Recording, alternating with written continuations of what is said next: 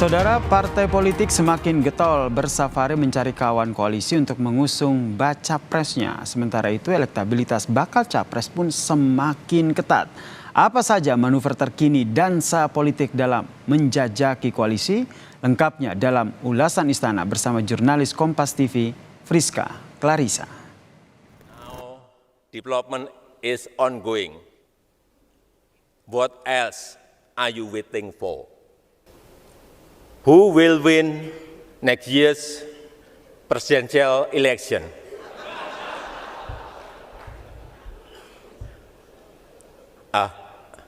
Wrong speech.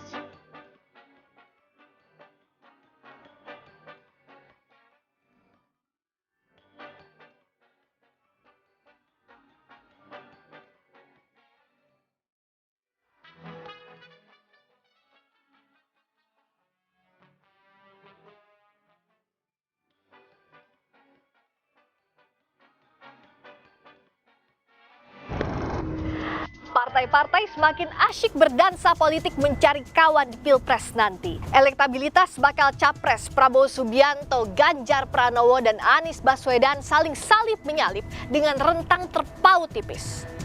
Bagaimana pula pencarian bakal cawapres? Inikah yang jadi sebab alotnya penentuan koalisi? Lengkapnya dalam ulasan Istana bersama saya, Friska Clarissa. Presiden Joko Widodo melemparkan guyonan politik saat berpidato di depan investor di Ecosperity Week di Singapura. Seakan salah membaca pidato, Presiden bertanya kepada peserta acara soal siapa calon presiden pemenang Pilpres 2024. Sambil berguyon, Jokowi minta maaf tak melanjutkan soal itu meski ia yakin investor Singapura di acara itu ingin tahu perkembangan politik di Indonesia termasuk soal Pilpres. I would like to take the opportunity to ask you, who will win next year's presidential election?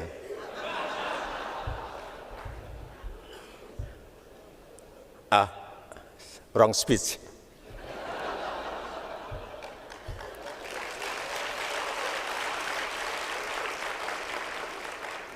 I'm sorry, I apologize for the wrong speech. Even if I know that all of you are curious about it, I'm sorry.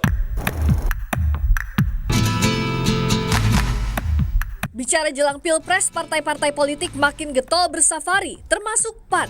Dalam soal 2 Juni lalu, PAN menawarkan sejumlah nama bakal cawapres Ganjar Pranowo. Salah satunya Ketua Umum PSSI sekaligus Menteri BUMN Erick Thohir. PDIP masih mengkaji lebih lanjut usulan itu. Kami mana sih menutup diri? Tidak ada.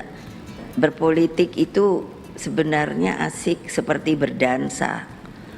Tapi kalau kita berdansa, kita juga mesti melihat dansa yang paling enak itu bagaimana. Jadi saya mengamati dulu suasana politiknya. Hanya selang 3 hari, PAN mengajukan pula Erick Thohir sebagai pendamping Prabowo Subianto saat kunjungan jajaran pengurus Gerindra ke kantor DPP PAN. Gerindra bilang Prabowo akan berdiskusi soal bacawa pres dengan berbagai pihak termasuk Presiden Jokowi. Pak Prabowo akan melakukan diskusi dengan semua tokoh yang penting, apalagi dengan siapapun, apalagi dengan seorang presiden yang sangat penting karena ini adalah orang yang legasinya akan diteruskan. Tak kalah hangat penjajakan di Koalisi Perubahan untuk Persatuan. Ketua DPP PDI Perjuangan Puan Maharani menyebut Ketua Umum Partai Demokrat Agus Harimurti Yudhoyono masuk radar sebagai bakal cawapres mendampingi Ganjar Pranowo di Pilpres. Padahal AHY digadang-gadang jadi kandidat kuat bacawa pres Anies Baswedan. Ketua Umum Demokrat Agus Harimurti Yudhoyono mengapresiasi soal namanya masuk daftar bacawa pres Ganjar.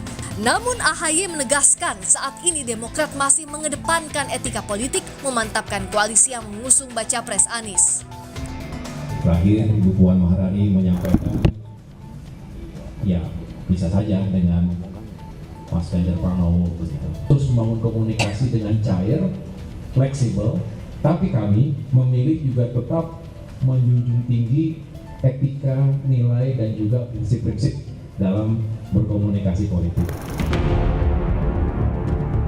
Salib menyalip elektabilitas bakal capres terlihat dalam survei Litbang Kompas yang digelar pada 29 April hingga 10 Mei 2023. Elektabilitas Prabowo Subianto 24,5%, Ganjar Pranowo di 22,8%, sementara Anies Baswedan di 13,6%. Survei Indikator Politik Indonesia 26 hingga 30 Mei 2023 juga memperlihatkan elektabilitas baca pres saling susul. Prabowo meraih 38%, Ganjar 34,2%, dan Anies dengan perolehan 18,9%. Hingga kini belum ada bakal capres yang meraih suara dominan. Peneliti Indikator Politik Indonesia menilai sosok bakal cawapres akan jadi salah satu faktor penentu. Salib menyalip ini dengan margin yang masih sangat tipis ini juga karena belum ada sosok cawapres yang bersanding, yang fix begitu ditentukan oleh berpasangan dengan masing-masing bakal capres. Dan apa bedanya kalau ada bakal cawapres, kemungkinan yang bisa terjadi? Di situasi yang neck to neck competition seperti saat ini ya, seperti yang terekam di survei, memang ini kalau kita mau teliti secara statistik, memang ini masih di rentang margin of error selisih antara Pak Prabowo meskipun secara tren terus mengalami peningkatan. Oleh karena itu figur cawapres menjadi krusial gitu di sini. Untuk perbedaan 2-3% suara pun di situasi yang sangat ketat seperti ini menjadi sangat penting gitu. Dan di survei telepon yang kita lakukan kemarin, memang ada beberapa nama yang mengalami lonjakan elektabilitas cukup signifikan, sangat signifikan di konteks survei cawapres gitu. Ada nama Erick Thohir di sana dan juga nama Mahfud MD gitu loh. Erick Thohir bersaing ketat dengan Ridwan Kamil di survei cawapres kami. Kemudian ada di posisi 3 ada Sandiaga Uno dan posisi 4 ada Mahfud MD, di mana Pak Mahfud sebelumnya hanya di single digit, kemarin merangsek menjadi double digit gitu sekarang angkanya. Segala strategi dan cara digodok para bakal capres dan parpol yang mengusungnya dengan tujuan memenangkan kontestasi. Tapi publik harus terus mengawasi agar pemilih tak sekadar jadi lumbung suara. Pemilu berjalan demokratis, jujur, dan adil. Dan persatuan tetap terjaga, tak jadi korban kepentingan elektoral semata. Friska Clarissa, Atmojowidi, Kompas TV, Jakarta.